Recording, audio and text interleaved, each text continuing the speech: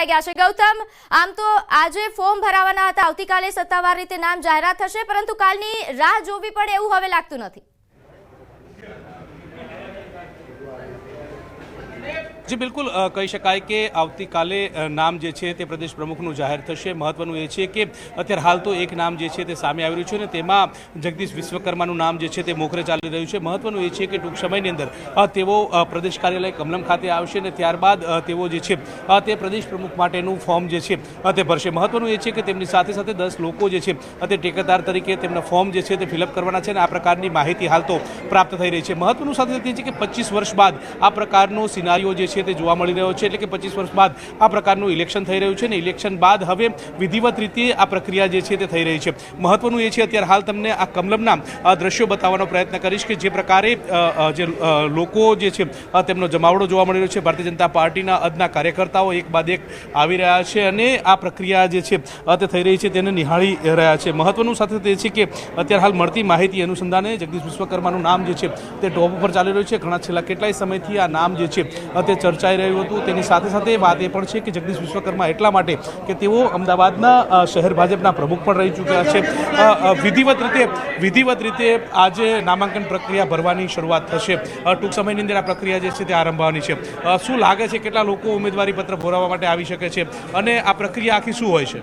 ભારતીય જનતા પાર્ટીના તમામ કાર્યકર્તાઓ ઉમેદવારી પત્ર નોંધાઈ શકે છે, પરંતુ આજે જે પ્રક્રિયા હાથ ધરવામાં આવી એ પૂરી લોકતાંત્રિક પદ્ધતિથી સપ્ટેમ્બર 2024માં જે શરૂઆત થઈ સંગઠન પર્વની, સૌથી પહેલાં પ્રાથમિક સભ્ય, ત્યારબાદ સક્રિય સભ્ય, પછી મંડળના પ્રમુખ અને ત્યારબાદ જિલ્લા મહાનગરના પ્રમુખ, એમ કરીને એપ્રિલમાં આ પ્રક્રિયા પૂર્ણ કરવામાં આવી અને પ્રદેશ અધ્યક્ષ અને જે રાષ્ટ્રીય સમિતિના સભ્યો છે એના માટે ગઈકાલે નોટિફિકેશન કરવામાં આવ્યું। આજે એના ફોર્મ ભરવામાં આવશે, આવતીકાલે સવારે એના નામની જાહેરાત કરવામાં આવશે। આમ જોવા જઈએ તો 25 વર્ષ બાદ આ પ્રકારનો સિનારીઓ બન્યો છે કે ઇલેક્શન પ્રક્રિયા યોજાઈ રહી છે। અત્યાર સુધી સિલેક્શન પ્રક્રિયા હતી, આ ઇલેક્શન પ્રક્રિયા છે। ભારતીય જનતા પાર્ટી એના બંધારણ મુજબ જે પ્રમાણે આદરણીય નરેન્દ્રભાઈ મોદી માને છે એ પ્રમાણે પૂરી લોકતાંત્રિક પદ્ધતિથી આ પ્રક્રિયા થઈ રહી છે। બિલકુલ, તો લોકતાંત્રિક પદ્ધતિથી આ પ્રક્રિયા જે છે તે થવાની છે। અત્યારે હાલ તમે જોઈ રહ્યા છો કે જે પ્રકારે લોકો જે છે તે આવી રહ્યા છે, ભારતીય જનતા પાર્ટીના કાર્યકર્તાઓ આવી રહ્યા છે, શહેર ભાજપના પ્રમુખ જે છે તે જોવા મળી રહ્યા છે। ઇલેક્શન નહીં, અગાઉ સિલેક્શનની પ્રક્રિયા હતી, ઇલેક્શનની પ્રક્રિયા છે। પ્રેરકભાઈ શું કહેશો? જે પ્રકારે તમે જોઈ રહ્યા છો કે આ પ્રકારની અહીંયા આ ફોર્મ ફિલઅપ જે છે તે અહીંયા આ કક્ષની અંદર થવાનું છે। એક બાદ એક નેતાઓ આવી રહ્યા છે, ઠેકેદારો જે છે તે આવી રહ્યા છે ને તે પોતાના ફોર્મની વિગતો જે છે તે મેળવી રહ્યા છે। મહત્વનું સાથે તે છે કે આ 25 વર્ષ બાદ આ પ્રકારનો સિનારીઓ જે છે તે થઈ રહ્યો છે। અગાઉ નામો જે છે તેની જાહેરાત થતી હતી ને ત્યારબાદ અત્યારે હાલ કહી શકાય કે આ પ્રકારની પરિસ્થિતિ જે છે તે જોવા મળી રહી છે। મહત્વનું એ છે કે ભારતીય જનતા પાર્ટીમાં અનેક જે સંગઠન પર્વ ચાલતું હતું, સંગઠન પર્વના અંદર અનેક લોકોના નામ જે છે તે ચર્ચાતા હતા, પરંતુ તેમાં હાલ તો જગદીશ વિશ્વકર્માનું નામ જે છે તે ચર્ચાઈ રહ્યું છે અને તેઓ હમણાં ટૂંક સમયની અંદર ભારતીય જનતા પાર્ટીના પ્રદેશ કાર્યાલય ખાતે પહોંચશે અને ત્યારબાદ આ ફોર્મ જે છે તે ભરશે। અત્યારે હાલ તમે જોઈ રહ્યા છો કે આ નોટિસ બોર્ડ પણ અહીંયા લાગી ચૂક્યા છે। જે પ્રકારે આવતીકાલે જો એક ફોર્મથી પણ વધારે ફોર્મ આવે તો આવતીકાલે ચૂંટણી પ્રક્રિયા જે છે તે યોજાવાની છે અને ચૂંટણી પ્રક્રિયા અનુસંધાને 292 જેટલા મતદારો જે છે, આ તમામ લોકોના મતદાર જે છે યાદી દર્શાવવામાં આવી છે અને આ લોકો જે છે તે મતદાન પ્રક્રિયા કરશે। તમે જોઈ રહ્યા છો કે પ્રદેશ પ્રમુખના રાષ્ટ્રીય પરિષદ સભ્યની ચૂંટણીની જાહેરાત જે છે તે ગઈકાલે થઈ હતી। ત્યારબાદ આ ફોર્મ સ્વીકારવાની પ્રક્રિયા જે છે તેની શરૂઆત થઈ ચૂકી છે અને ત્યારબાદ ફોર્મ ચકાસણીની પ્રક્રિયા થશે, ફોર્મ પરત ખેંચવાની પ્રક્રિયા થશે। આ પ્રકારની પ્રવિધિ જે છે તે ભારતીય જનતા પાર્ટીમાં થશે। 2010થી 2016 સુધી આરસી ફળદુ જે છે તે ભારતીય જનતા પાર્ટીના પ્રદેશ પ્રમુખ તરીકે રહ્યા અને નેતાઓ જે છે તે પણ આ પ્રદેશ પ્રમુખ તરીકે રહ્યા। ત્યારબાદ આરસી ફળદુ બાદ જીતુ વાઘાણીનો પ્રદેશ કાર્યક્રમ। આપ જોડાયેલા રહેજો, આપની પાસે આવું છું। આપણી સાથે જાણીતા એવા રાજકીય વિશ્લેષક જગદીશ મહેતા જોડાઈ ગયા છે। જગદીશભાઈ, ન્યૂઝ 18 ગુજરાતી પર આપનું સ્વાગત છે। નમસ્કાર બેન, નમસ્કાર। નમસ્કાર જગદીશભાઈ, દર વખતે ભાજપ પાર્ટી તરફથી હંમેશા એવું રહ્યું છે કે ક્યારે પણ આવા નામોની જાહેરાત થાય તો હંમેશા સરપ્રાઇઝ મળતું હોય છે, પરંતુ હાલ જે એકમાત્ર નામ ચર્ચાઈ રહ્યું છે જગદીશ વિશ્વકર્મા અને તેઓ ફોર્મ ભરશે, આ ઉપરાંત કોઈ પણ ઉમેદવારનું નામ નથી સામે આવી રહ્યું, તો આ વખતે આ સરપ્રાઇઝ નથી? એવું છે, સરપ્રાઇઝની જગ્યા નહોતી।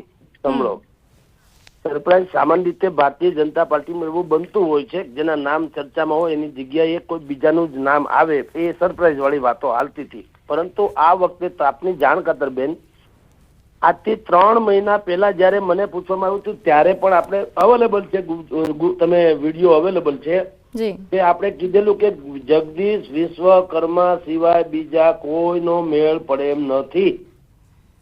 જી લોઠે લાકડે તમે લખી લ્યો. એટલા માટે મયંક નાયક નું નામ હતું, કચ્છના વિનોદભાઈ ચાવડાનું નામ હતું, ઉદય કાનગઢનું નામ હતું, ભાઈ જેબલિયાનું નામ હતું, બાબુભાઈ જેબલિયા, અનેકોના નામ હતા. પણ નામ હોવા અને બાકીના બધા પેરામીટર્સમાં ફિટ બેસવું એમાં આસમાન જમીનનો ફેર. બિલકુલ.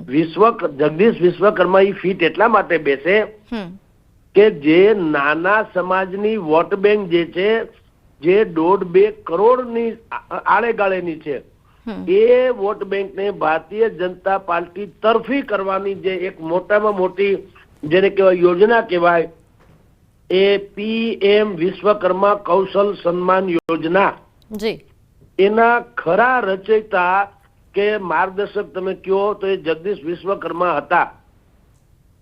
અને નરેન્દ્ર મોદીએ પછી એ યોજનાની જાહેરાત કરી અને એમાં તમામ નાના કૌશલ્યવાન પરંપરાગત વ્યવસાય કરનારા કૌશલ્યવાન એટલે કોણ?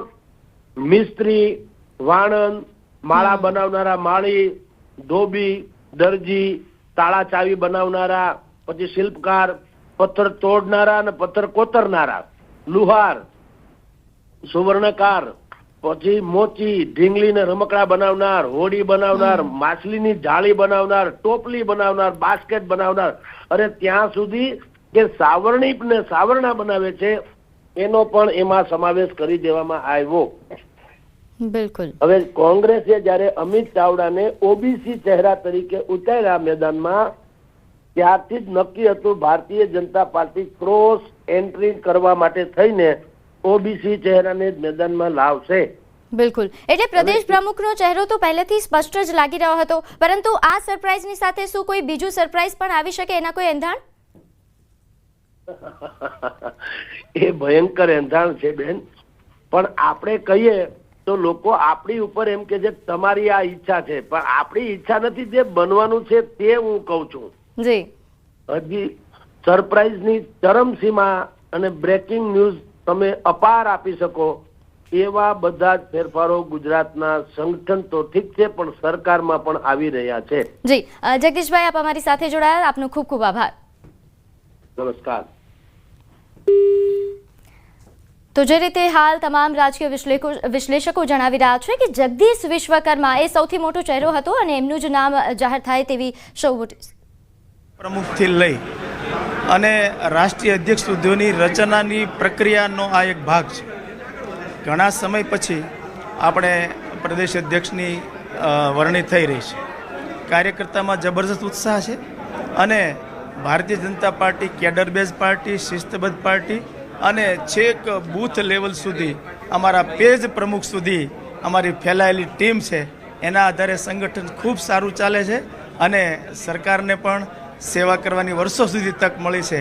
આ સંગઠન એ મજબૂત સંગઠન છે અને શિસ્તબદ્ધ સંગઠન છે. આપનું નામ પણ ચર્ચાતું હતું, આપ ફોર્મ ભરવાના છો કે શું સ્થિતિ છે? ભારતીય જનતા પાર્ટીનો જેમને આદેશ મળે એ ફોર્મ ભરતા હોય છે. અમારા પાર્ટીની આ પ્રક્રિયા અને પરંપરા છે. આ પરંપરા અનુસાર જેમને પણ આદેશ મળે, અમારું મોવડી મંડળ દિલ્હીનું નક્કી કરે એ માણસ ફોર્મ ભરશે. હું પણ કાર્યકર્તા છું અને મારે આવું કોઈ ફોર્મ ભરવાનું હોતું નથી. જગદીશ વિશ્વકર્માનું નામ ચર્ચાઈ રહ્યું છે કે તેઓ ફોર્મ ભરશે, આમાં તથ્યતા કેટલી, સત્યતા કેટલી? જગદીશભાઈ સિનિયર કાર્યકર્તા છે, એ પણ બની શકે છે. મને એમનો સંગઠનનો, સરકારનો પણ એમને બહોળો અનુભવ છે, એટલે વિશ્વકર્માજી પણ આ માટે ફિટ છે અને કાર્યકર્તાને જે જવાબદારી મળે એ નિભાવતા હોય છે. પણ એમનું નામ ચર્ચાઈ રહ્યું છે અને એ જ ફોર્મ ભરવા આવે એવું લાગે છે. 10 ટેકેદારો સાથે ફોર્મ ભરશે, આ પ્રકારની વાત છે. હવે એ સત્તાવાર જાહેરાત હું જાણતો નથી હજી કે સત્તાવાર જાહેરાત એવું લાગતું નથી, પણ જે કંઈ પાર્ટી નિર્ણય કરે એ કાર્યકર્તા આમાં આગળ વધતા હોય છે. બિલકુલ. તો પાર્ટી જે નિર્ણય કરતા હોય છે તે પ્રમાણે આગળ વધતા હોય છે. આપણી સાથે ભારતીય જનતા પાર્ટીના અન્ય જે કાર્યકર્તાઓ છે, શું કહેશો? જગદીશ વિશ્વકર્માનું નામ ચર્ચાઈ રહ્યું છે, એમાં કેટલી સત્યતા? પાર્ટી જે નક્કી કરે નામ ફોર્મ ભરાશે. ભારતીય જનતા પાર્ટી છે, શિસ્તબદ્ધ પાર્ટી.